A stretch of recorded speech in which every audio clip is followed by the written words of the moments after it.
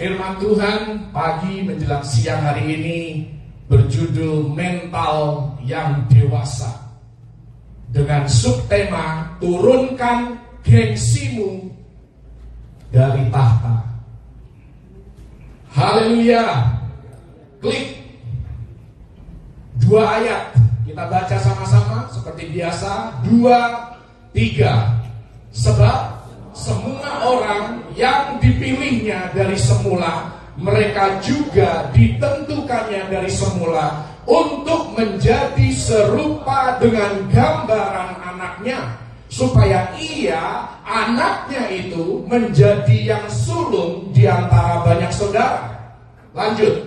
Janganlah kamu menjadi serupa dengan dunia ini, tetapi berubahlah oleh pembaharuan budimu, sehingga kamu dapat membedakan manakah kehendak Allah, apa yang baik, yang berkenan kepada Allah, dan yang sempurna. Inilah misi hidup kita. Inilah tujuan akhir hidup kita, menjadi serupa Kristus. Dan ini merupakan tema besar daripada Gereja Bethel Indonesia, MSK, menjadi serupa Kristus. Bahkan di ayat yang kedua dari Roma 12, terjemahan lain daripada ayat ini berkata, jangan izinkan dunia sekitar Anda, jangan izinkan orang-orang di sekitar kehidupan Anda menekan Anda ke dalam cetakannya. Anda yang suka bikin roti pasti tahu tentang hal ini. Karena kalau Anda mau membentuk roti itu harus dibentuk dengan cetakan. Nah, ayat ini berhubungan dengan cetakan roti itu. Jangan izinkan dunia atau siapapun juga, termasuk orang-orang yang paling dekat dengan Anda pun, jangan izinkan mereka untuk memberikan pressure kepada Anda, untuk menekan Anda, sehingga Anda terintimidasi dan akhirnya hidup seturut maunya mereka, maunya dunia, maunya teman-teman Anda.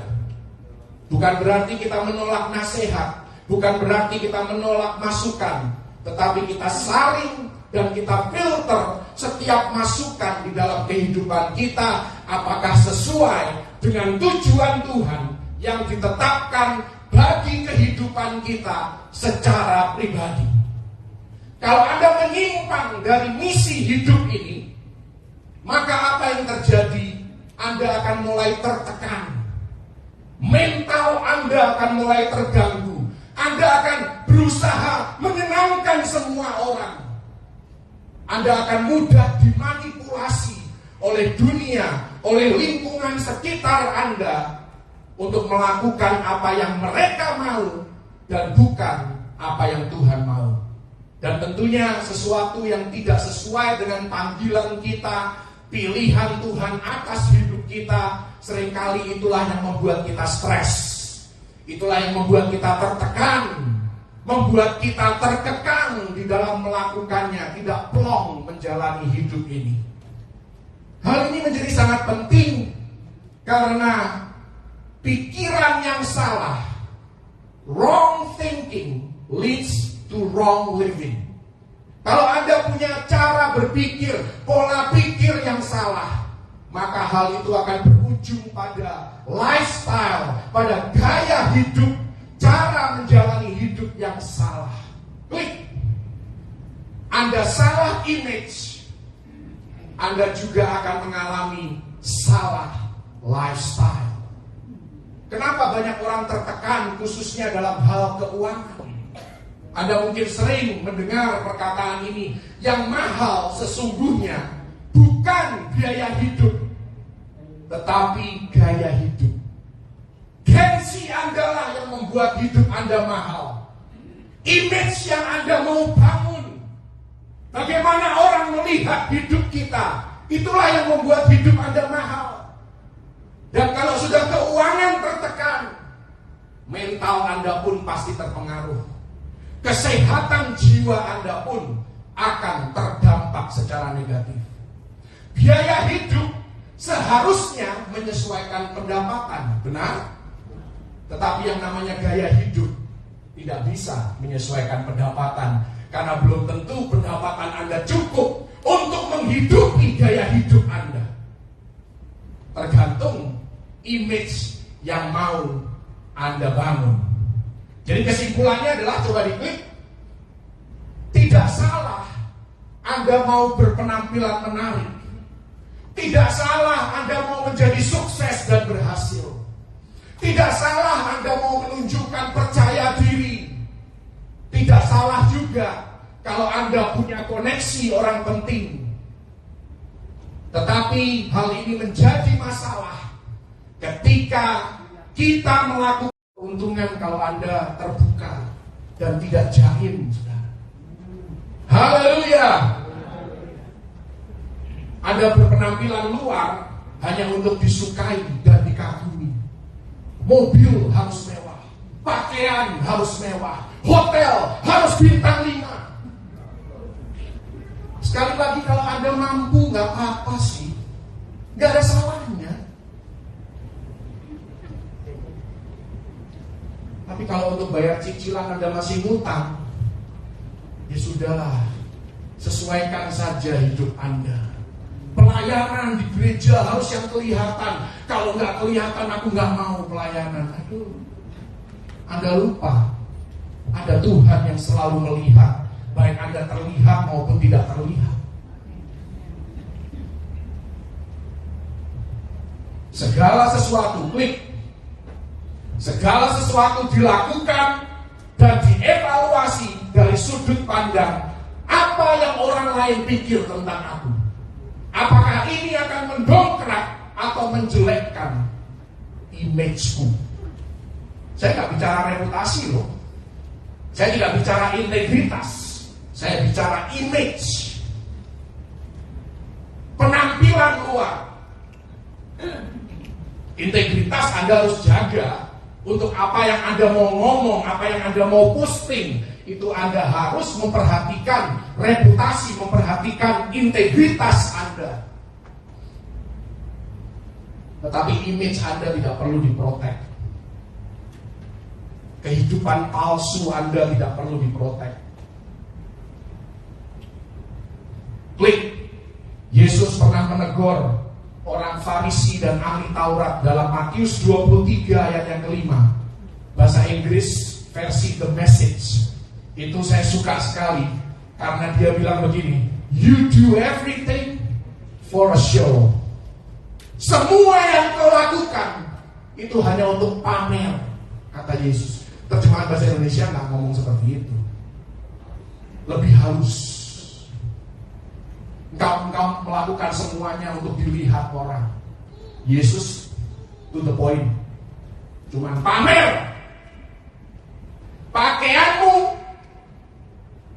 pemberianmu, ibadahmu, bukan Anda ya maksudnya ya, di sini nggak ada, di sini nggak ada. Cara engkau mempertahankan status sosialmu, semuanya hanya untuk pamer. Yesus loh yang ngomong, bukan saya yang ngomong. Itu orang Farisi dan ahli Taurat. Masih mending orang Farisi dan ahli Taurat, mereka ngerti Alkitab, ya kan? Cuma mereka tidak menghidupi saja. Mereka hafal ayat. Banyak orang Kristen hari-hari ini hafal ayat juga kagak, ngerti firman juga kagak. Hidupnya penuh dengan gaya. Makanya stres ketika sumber daya yang ada untuk mempertahankan image sudah tidak ada lagi. Gimana mau gaya? Dananya sudah habis. Klik. Tidak salah Anda mengenakan pakaian yang bagus. Coba diklik. Mundur satu dong. Kliknya nggak jalan ya. Nah, ini. Tidak salah Anda mengenakan pakaian bagus. Tidak salah Anda menjadi murah hati. Tidak salah Anda menduduki posisi yang terhormat. Hanya jangan melakukannya semata-mata untuk dilihat orang, untuk memukau orang, dan untuk membesarkan ego Anda. Haleluya. Saya punya, mungkin Anda bertanya-tanya, ada gak sih orang seperti ini? Ada. Saya punya teman di kantor, dia memang bos. Di atas dia ada bos yang lebih tinggi lagi tentunya, tapi dia memang bos. Anda tahu kalau naik pesawat, kalau dia pergi bawa staffnya tidak boleh duduk di depan dia, tidak boleh. Sama-sama ekonomi loh, tapi staffnya dia harus duduknya di belakangnya dia, nggak boleh duduk di depan. Anda pikir, oh emang ada ya orang seperti itu? Ada, banyak. Hanya gara-gara dia dikasih Innova, temennya dikasih Fortuner, yang ngatur mobil dia kasih surat peringatan. Gak bener kau ngaturnya. Loh ada itu orang seperti itu, ada saudara. Jangan pikir gak ada. Belanja gak boleh lebih mahal dari dia. Dia cek teman-temannya belanja apa. Kalau teman-temannya belanja lebih mahal dari dia, dia akan rela keluarkan uang lebih banyak hanya untuk saingan dengan temannya ini. Dan dia tunjukin bahwa tas belanjaannya lebih banyak daripada temannya. Loh ini kejadian di depan mata saudara. Anda mungkin tidak cukup bergaul luas kalau Anda tidak menemukan orang-orang seperti ini. Ceritanya tidak boleh orang lain itu lebih hebat dari dia. Dia harus selalu menjadi pusat perhatian. Ceritanya dia harus lebih wow.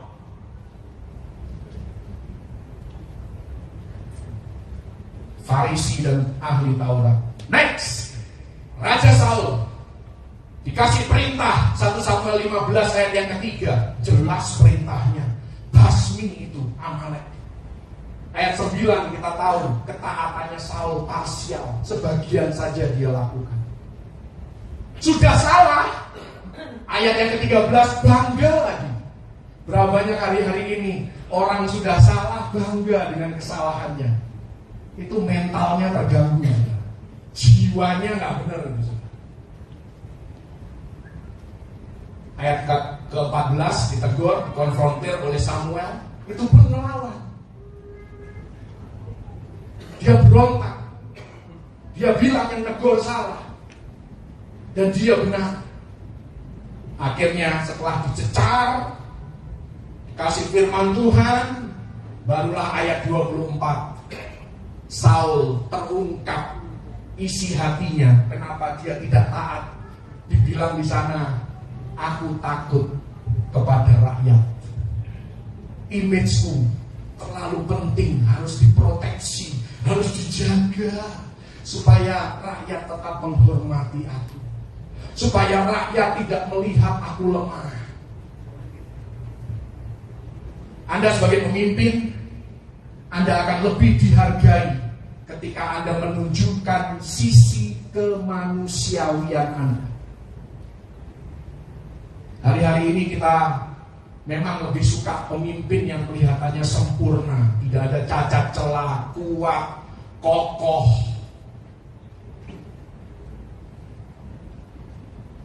Tapi pemimpin yang sejati adalah pemimpin yang rentan, yang manusia juga sama seperti Anda dan saya.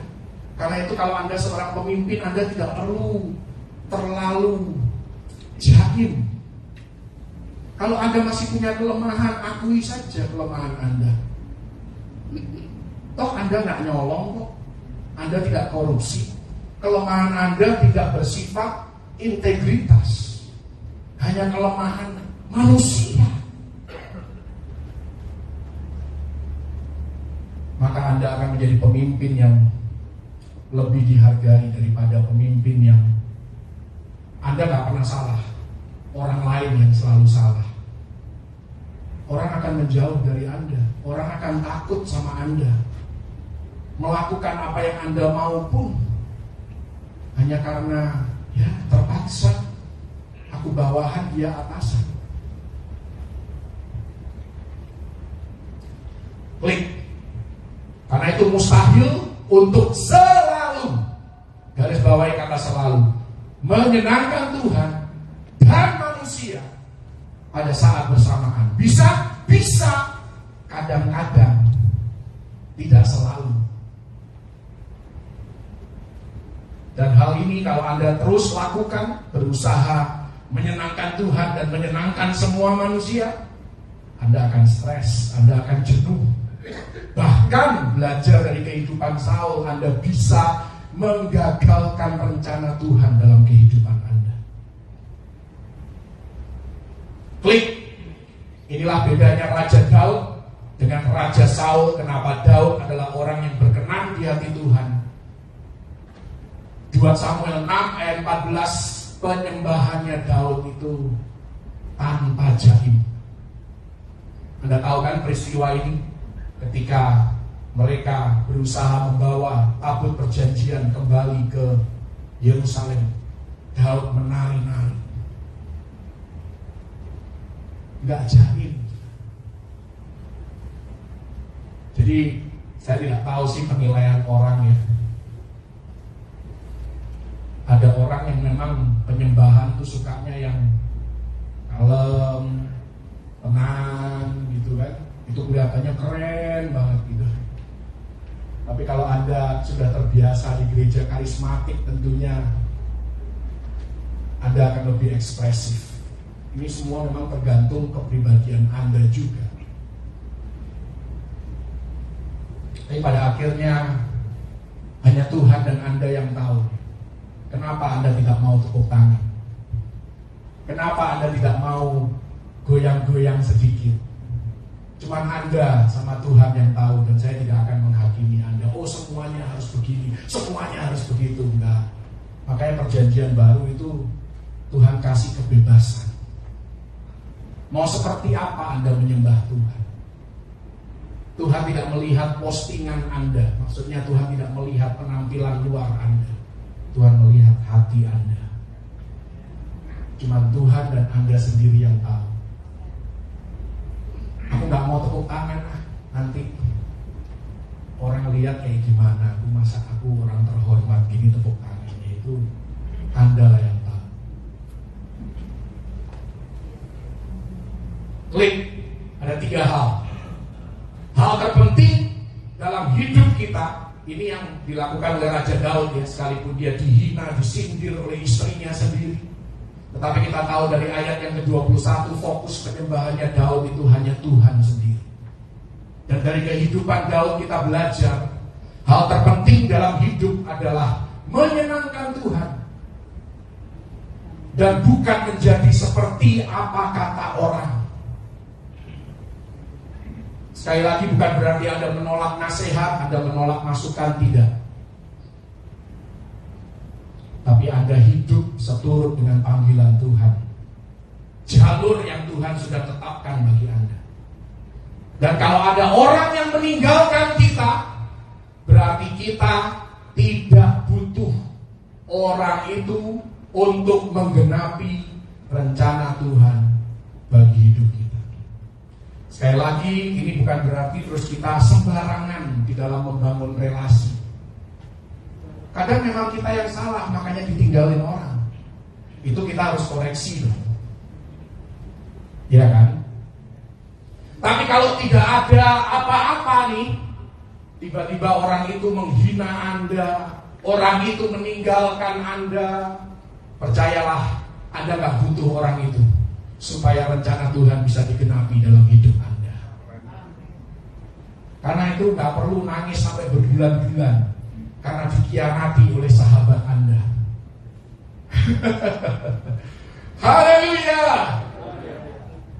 Bahkan perkataan hinaan mereka pun tidak dapat menggagalkan rencana Tuhan di dalam kehidupan mereka. Makanya sering-seringlah baca firman Tuhan. Karena apa yang dikatakan dalam firman Tuhanlah yang akan terjadi dalam hidup Anda dan bukan apa kata dunia. termasuk orang tua Anda. Karena kita sebagai orang tua bisa salah. Dan yang ketiga, sekalipun Anda mau berbuat baik, Anda beritikat baik, selalu ada yang mencela. Tetapi sebaliknya, Tuhan juga selalu punya orang yang akan menerima Anda dan mendukung Anda. Haleluya. Kalau bahasa Indonesia ada peribahasa kan, mati satu, tumbuh 1000. Kalau Anda ditinggalkan satu orang padahal Anda tidak salah apa-apa, ya sudah. Let it go, let her go. Silakan. Dan move on. Haleluya. Klik. Anak bungsu yang hilang. Seringkali anak bungsu yang hilang ini selalu persepsinya negatif, ya kan? Tapi hari ini kita akan belajar sesuatu yang positif dari anak bungsu yang hilang. Ayat 13 dari Lukas 15, dia menuntut hartanya, dia menuntut warisannya dari orang tuanya, lalu dia minggat. Anda tahu minggat nggak sih? Kabur dari rumah. Ini generasi milenial ini nggak ngerti minggat gitu. Pergi dari rumah, foya-foya sampai habis hartanya. Kenapa habis hartanya? Ini tadi yang saya bilang, tidak punya hikmat, tidak bisa mengelola, belum siap, tapi menuntut. Nah ini yang saya bilang, kalau doa mikir dulu. Jangan doa asal menuntut. Tuhan sih gampang kok kasih, tapi Anda siap atau tidak? Ayat yang ke-17, setelah hartanya habis, puji Tuhan. Inilah hal positif dari anak bungsu yang hilang. Dia orangnya gak jaim. Dia menyadari keadaannya, dia sudah terpuruk, dan dia segera berlari pulang ke rumah. Kalau anak bungsu yang hilang ini jaim, dia gak akan mau pulang ke rumah. Dia akan mikir, aku gak mau nanti dilihat teman-temanku, dulu aku kaya raya, sekarang aku bangkrut. Nah mungkin dia mau. Tapi karena dia tidak jaim, dia pulang. Dan kita belajar satu-satunya ayat di mana Tuhan berlari, itu ya di Lukas 15 ini. Di tempat lain gak ada Tuhan berlari. Tapi dalam Lukas 15, Tuhan berlari menyambut anak ini. Itu gambaran kan, ayah ini kan Bapa di surga. Dan kalau Anda belajar dalam Lukas 15 itu, seringkali kan kita bilang, oh satu orang bertobat, seluruh surga bersuka cita, bersorak-sorai. Anda baca itu harus kritis. Yang bersuka cita dan bersorak-sorai itu tidak termasuk malaikat. Dikatakan di sana yang bersorak-sorai dan bersuka cita ketika ada orang yang bertobat adalah Tuhan sendiri, in the presence of angels. Di hadapan para malaikat, Tuhan jingkrak-jingkrak, Tuhan bersuka cita. Haleluya. Jadi yang bersuka cita bukan malaikat, bukan seluruh isi surga, tetapi Bapa di surga saja. Malaikat ngeliatin Bapa di surga, ini apa-apaan sih gitu, mungkin ya pikirannya. Sampai lompat-lompat kesenangan kalau ada satu orang bertobat. Jadi bukan seluruh surga ya, cuman Tuhan yang bersuka cita. Dan berapa kali saya kasih Anda kebenaran ini kan, Anda jauh lebih berharga daripada malaikat. Sekalipun malaikat adalah makhluk yang luar biasa, tetapi tugasnya malaikat itu adalah melayani Anda. Haleluya. Malaikat itu pelayan Anda. Puji Tuhan. Klik. Maksudnya apa? Pembelajaran dari anak bungsu yang hilang. Selama Anda bertopeng, selama Anda jaim, Anda tidak akan mendapatkan pertolongan yang Anda perlukan untuk keluar dari keterpurukan, untuk bangkit dari kejatuhan. Ketika Anda kehilangan semangat, tetapi Anda edit kehidupan Anda dengan smiley face, seolah-olah tidak ada apa-apa dalam hidup Anda, baik-baik saja semuanya. 2 Korintus 3 ayat 18, selama muka Anda berselubung, Anda tidak akan melihat kemuliaan Tuhan. Karena itu bilang dulu kanan kiri, buka topengmu.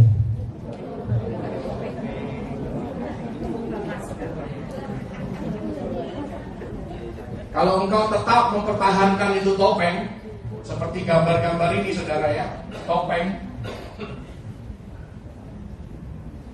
ya Anda tidak akan melihat kemuliaan Tuhan dinyatakan dalam hidup Anda.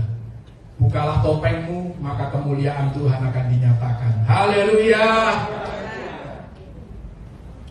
Yang kedua, saat kita terbuka, seperti anak bungsu tadi kan, dia terbuka, dia mengakui kesalahannya, maka terungkaplah siapa pendukungnya dan siapa seterunya. Ternyata kakaknya sendiri yang adalah seterunya. Kakaknya yang begitu jaim, yang begitu memproteksi diri supaya tidak terlihat kelemahannya, nongol kelemahannya. Demikian juga dalam kehidupan Anda. Kalau teman sejati Anda, sahabat dekat Anda menolak Anda karena Anda punya kelemahan, artinya dia bukan sahabat Anda. Karena sahabat menerima Anda apa adanya. Bahkan di hari Anda bad mood, Anda ngomong salah, Anda berperilaku salah, dia tetap ada di sisi Anda. Dia tidak segan-segan menegur Anda kalau Anda salah. Itu baru sahabat yang sejati. Haleluya. Tapi kalau Anda mulai menunjukkan kemanusiaan Anda dan dia tinggalkan Anda, oh aku pikir kamu itu orangnya sempurna, lalu dia pergi, ya artinya dia memang bukan teman Anda. Haleluya. Terakhir, klik Sadrak, Mesak, Abednego. Mereka dapat perintah untuk menyembah patungnya Nebukadnezar, menyembah sebuah image. Ini seperti seseorang mengidolakan siapapun di dunia ini secara berlebihan, kepengen jadi seperti idolanya, padahal Anda tidak tahu kehidupan dalamnya seperti apa. Nanti tiba-tiba muncul berita, oh ya, aktor ini, aktris ini bunuh diri karena overdosis. Karena Anda cuma lihat kehidupan luarnya yang gemerlapan, dalamnya keropos. Lah terus orang-orang seperti ini Anda idolakan buat apa? Tapi kemudian Sadrak, Mesak, Abednego menolak dengan segala konsekuensi. Pelajarannya adalah klik, Tuhan membela dan Tuhan akan menolong Anda yang menolak untuk menunjukkan image palsu. Tidak perlu jaim. Ngapain sih jaim-jaim? Tuhan juga tahu kok keadaan Anda yang sebenarnya. Haleluya. Terakhir, slide yang terakhir. Bagaimana supaya kita tidak terobsesi dengan image ini? Yang pertama, periksalah motivasi hati kita secara berkala. Kenapa sih aku lakukan apa yang aku lakukan? Kenapa sih aku kepengen diberkati? Kenapa sih aku kepengen punya bisnis yang baik? Kenapa sih aku kepengen pelayanan? Dikatakan dalam Ratapan 3 ayat yang ke-40, marilah kita memeriksa dan menyelidiki hidup kita. Itu ayatnya. Cek hati kita. Sekali lagi, semua tadi yang kita sudah ngomong itu gak ada salahnya. Anda berpakaian bagus, Anda punya pekerjaan yang baik, Anda kepengen kaya, semua itu gak salah. Yang membedakan adalah motifnya apa. Yang kedua, buka topeng Anda, tidak perlu jaim. 2 Korintus 4 ayat yang kedua dikatakan oleh Rasul Paulus, aku menolak untuk mengenakan topeng. Ini terjemahan bahasa Inggris. Aku menolak untuk melakukan hal-hal yang sembunyi-sembunyi. Aku terbuka di hadapan jemaat. Itu Rasul Paulus. Berhenti menyembunyikan kelemahan Anda. Berhenti berpura-pura. Berhenti selalu khawatir nanti orang ngomong apa ya, nanti orang mikir apa ya. Saya mau kasih tahu ya, orang yang suka menghakimi Anda pun punya masalah. Hidupnya juga gak semulus yang kelihatan. Amin.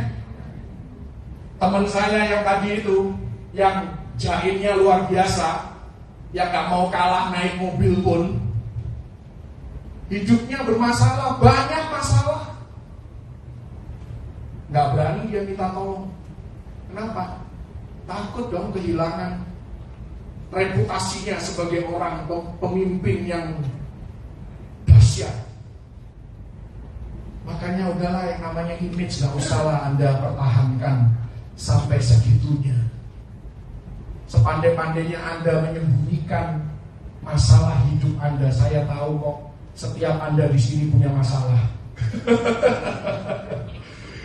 Gak perlu lagi ditutup-tutupin. Semua punya pergumulan. Haleluya. Tidak perlu malu mengakui aku perlu pertolongan.